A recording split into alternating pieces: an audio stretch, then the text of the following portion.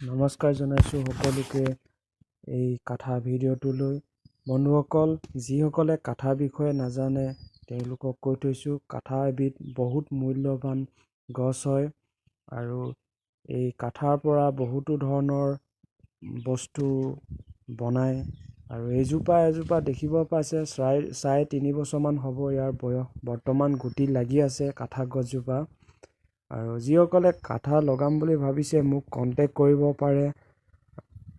আৰু লগতে কাঠা বিষয়ে বহুতে নাজানে, মোক কল কৰি থাকে, দাদা কাঠা কি বস্তু হয় আৰু কাঠাৰ ইয়াৰ মাৰ্কেটিংটো ক'ত আছে আৰু ইয়াৰ দাম কিমান হয়। কাঠা এজোপা পুলিৰ পৰা একেবাৰে পুৰঠ হ'বলৈকে আপোনাৰ 7 পৰা 8 বছৰ লাগে। এজোপা কাঠা গছত আপুনি 50,000 পৰা 60,000 টকা ইনকাম কৰিব পাৰিব। কাঠা গছজোপা অকলে বিক্ৰী নহয়, কাঠা গছজোপাৰ মুঢ়াটো বিক্ৰী হয় আৰু ডালবিলাক যদি ডাঙৰ হয় তাতো সেই পইচা পাব। গা গছটোৰ পৰাও পইচা পাব আপোনালোকে। কেজি চিষ্টেমত বিক্ৰী হয় কাঠা গছ। এয়া এজোপা দেখিব পাইছে, এইজোপা বয়স 4 বছৰমান হ'ব। এইজোপা ডাঙৰ হ'ল, ইয়াৰ 30 পৰা 35 ফুটমান ওখ হ'ব এইজোপা। এই গুটি লাগি আছে দেখিব পাইছে।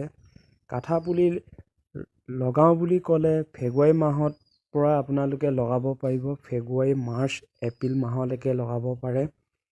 আৰু কাঠা যিসকলে ল'ম বুলি ভাবিছে মোক যোগাযোগ কৰিব।